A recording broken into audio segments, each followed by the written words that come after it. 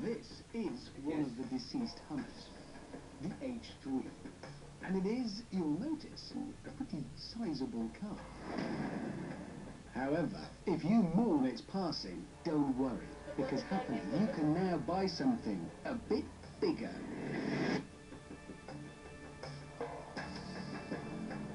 It's called the Marauder, which is quite a scary sounding name. Right? Buttercup didn't feel quite right, so hey, live with it. Can't imagine it ever having one of those Christian fish symbols on the back bumper. The Marauder, which is built in South Africa, weighs 10 tons. It's also 21 feet long and 9 feet high. So in traffic, it does tend to stand out a bit.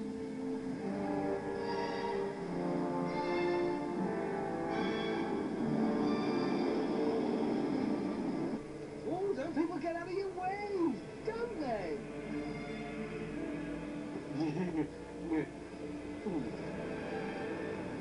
Tell you what, you do get some people telling you about how they feel a bit nervous in Johannesburg. I don't. No, I don't. It's a weird feeling because I'm both worried about bumping into things because it's big and not worried about bumping into things because, well, frankly, who cares? Like the original Hummer, the Marauder is a military-spec vehicle that ordinary civilians can buy. All you have to do is pass a background check to prove you're not a villain living in a hollowed-out volcano, and come up with a cheque for £300,000. That is Rolls-Royce phantom money for a machine that's not exactly the last word in luxury. Take the back seats, for instance. There are 8 of them, which is good, but I don't think you'll be renting this out as a wedding car any day soon. And as for the dashboard, they've clearly decided not to go for the walnut and leather option on here, partly because they need to leave room for all the switches, partly because the wood might clash with the wood on the machine guns. Yeah.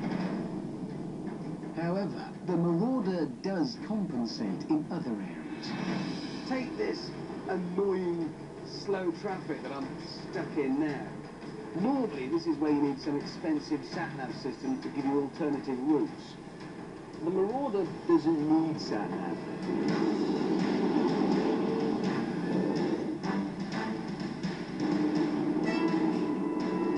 There you go. There you go. Oh, yeah. It really does control its immense weight very well. Yes!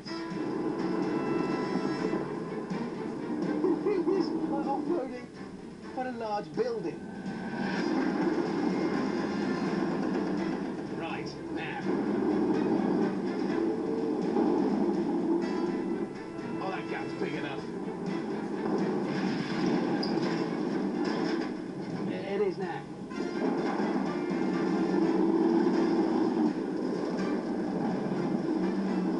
Oh, Lord.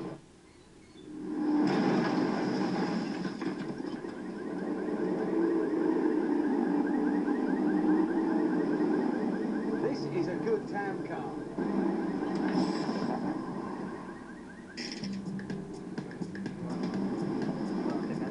In fact, the Marauder has several benefits as a city runabout. Imagine, for example, that you nip off to get a coffee, and this happens. Oh, that's not nice. No. Now, normally, the towaway people leave you powerless and penniless, but not this time. The Marauder has got 290 brake horsepower and a top speed of just 70 miles an hour, which admittedly isn't brilliant. However, the torque figure is astonishing. 1,100 newton meters on it, which is a lot. And that makes it pretty good in a towaway tug of war.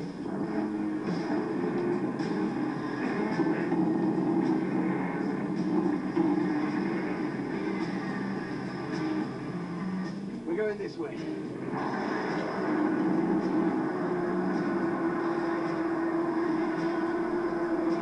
Yes, there you go.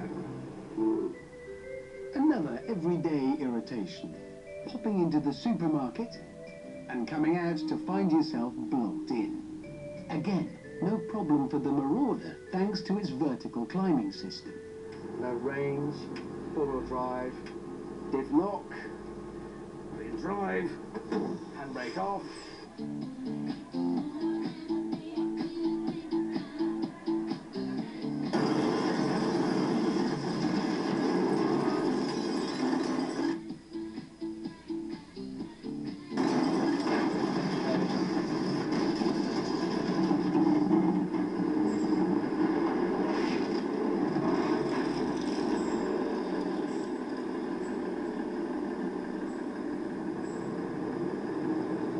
It's really kind of the ideal shopping car. But let's not get carried away, because, like everything, the Marauder has its weak points. Visiting a drive-thru, for example. Now, normally, at about this point, you'd roll down the windows and get ready to say, cheeseburger and chips, please. But, the problem is the Marauder's windows are, you know, for tough situations. They're 90 millimeters thick. They can shrug off an RPG, and as a result, you can't open them. So this is where it gets a bit awkward.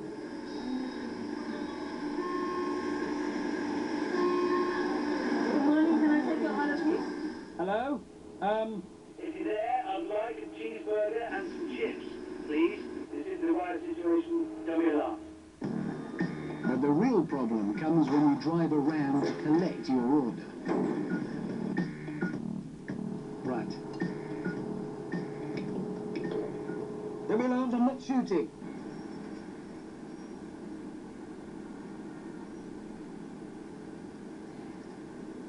So, a mark against the Marauder there.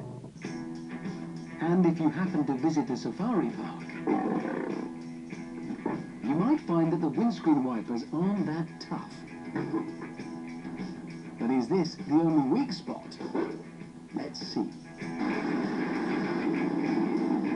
Now, this is where we're going to do a little test you won't find in the NCAP ratings. And we start, not with this, but with that. Our old friend, the Hummer. Whose underside was packed with 7 pounds of plastic explosive. Oh dear. Really not much point trying to see if it will start because some pretty important bits are missing. So the H3 is, like Hummer itself, very dead. But the important question is, what happens to the Marauder when you put the same amount of explosives underneath it?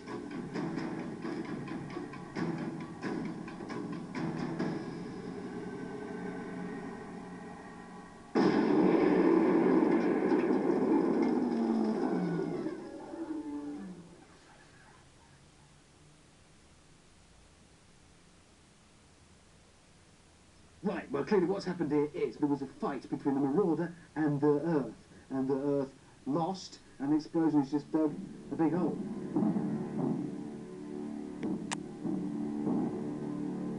Okay, it's crossed.